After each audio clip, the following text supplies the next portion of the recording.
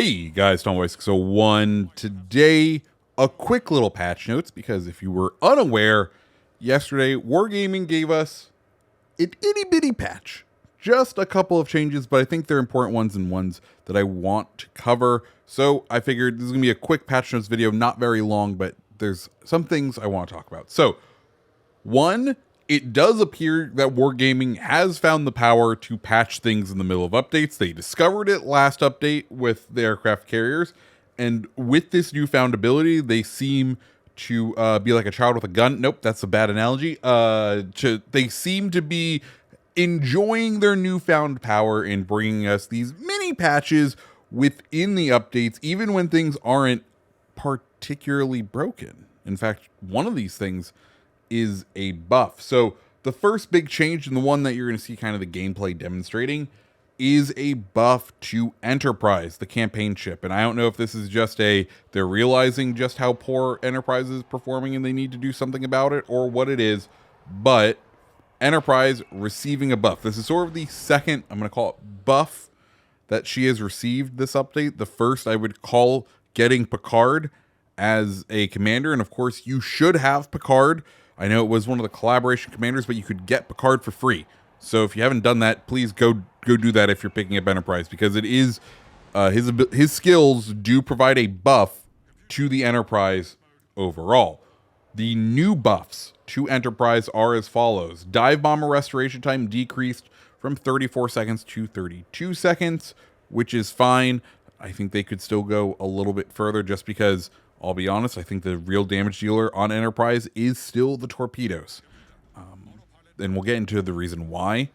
But also, with the dive bombers and with the most recent carrier renaissance, we are seeing a lot more AA builds. So dive bombers are going to have to fly over the heaviest AA. They're going to get lost a lot more. Restoration time needs a buff. Okay, that makes sense. The other big change to this, to the Enterprise, is the AP bomb damage going from 2,700 to 3,350. Of course, that only happens when you get a Citadel like that.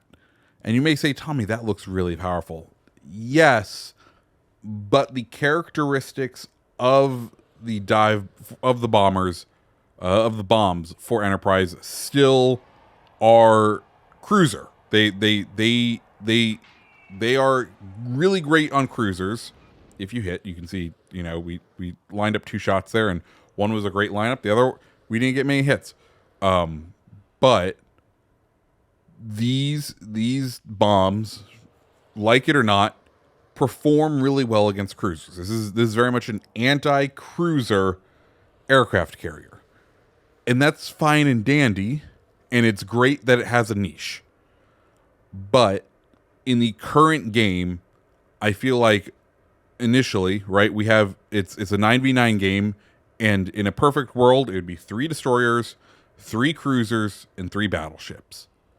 But we have a carrier, so someone has to go. And I feel like 9 times out of 10, it's a cruiser that ends up going, or at least today, in the current environment that we find ourselves, it is the cruiser that isn't being played very much. Is that because we have a campaign where people are getting new battleships and they can earn a free camo, and it takes a while to earn that free camo, so naturally people are progressing this new battleship line. Therefore, the matchmaker is saturated with battleships, a ship that these planes aren't particularly well suited for. Perhaps that is one theory as to why Enterprise seems to be underperforming.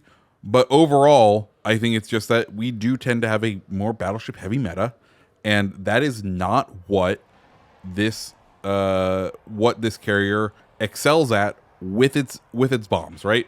You're gonna see, if you're unaware, we're in training rooms right now. I've gone ahead and put a selection of ships from American to Japanese to British, and they're standing still, and we're just gonna dive bomb them for this entire time. And you'll see the cruisers we do fairly well up against. The battleships, if I ramble long enough for me to attack the Hawk, you'll see that's about the only battleship we can really reliably Citadel. The other ones, we just don't seem to have the pen in order to do large magnitudes of damage. And that's not a bad thing, right? If these were doing large magnitudes of damage all the time, it would be broken.